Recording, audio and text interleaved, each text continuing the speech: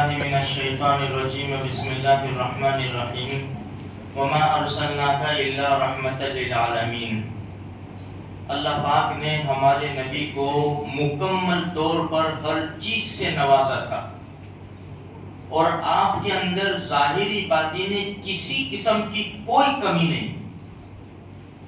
انس ابن مالک رضی اللہ تعالیٰ عنہ فرماتے ہیں کہ نبی کریم صلی اللہ علیہ وسلم لوگوں میں سب سے زیادہ خوبصورت، سب سے زیادہ سخی اور سب سے زیادہ بہادر تھے۔ یہ مسلم شریف کی روایت ہے۔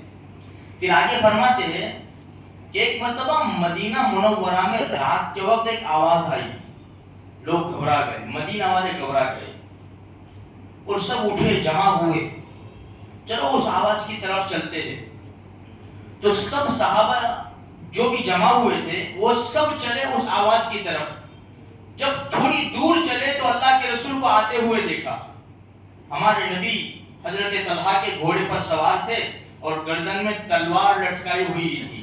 لوگ جا رہے تھے، ہمارے نبی واپس آ رہے تھے۔ اللہ کے رسول نے لوگوں کو دیکھا، صحابہ کرام کو، فرمایا چلو چلو، گھبرانے کی بات نہیں ہے، کوئی فکر کی بات نہیں ہے۔ پھر آگے کیا فرمایا؟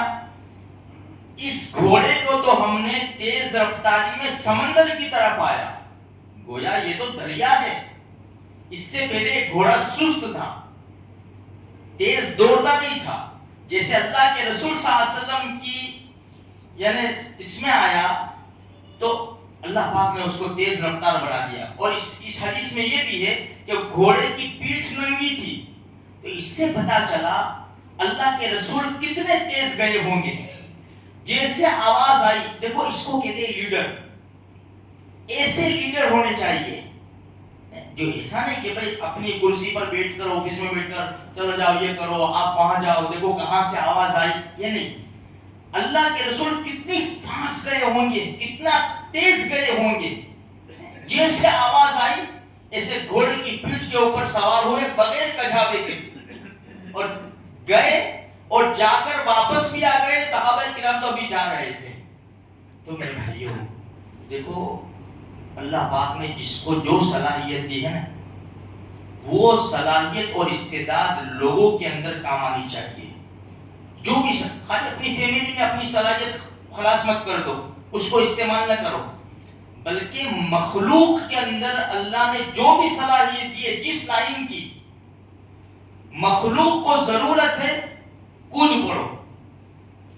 اگر ہماری تھوڑی سی محنت سے کسی کا کام بن جاتا ہے، کسی کی گھبراہٹ دور ہو جاتی ہے، کسی کی فکر دور ہو جاتی ہے، ہمارا کیا جائے گا؟ ہماری تو دنیا بھی سنور جائے گی، آخرت بھی سنور جائے گی۔ دوسری اس حدیث سے پتا چلا کہ بھائی اللہ کے رسول صلی اللہ علیہ وسلم صحابہ کرام کا حوصلہ بڑھاتے تھے۔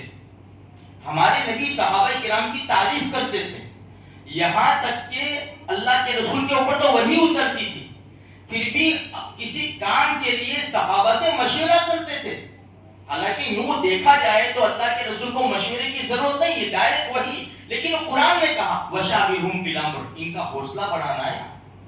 تو میرے بھائیوں، اس زبردست ہم کو اللہ پاک نے نبی عطا فرمائے ہیں۔ اگر ایسے زبردست نبی کے دامن کو چھوڑ کر ہم دنیا کے بادشاہوں کی طرف اور مالداروں کی طرف اور لیڈروں کی طرف دوڑیں گے، ہمارا کام بننے والا نہیں ہے۔ بس ہمارا کام تو یہیں سے بنے گا جو اللہ نے اپنے نبی کو بتایا اور نبی نے جو ہمیں تعلیم دی ہے، اس تعلیم پر اگر ہم زندگی گزاریں گے میرے بھائیوں، ہماری دنیا بھی سنور جائے گی، آخرت بھی سنور جائے گی۔ اللہ مجھے آپ کو سارے مسلمانوں کو پکے سچے ایماندار بنائے۔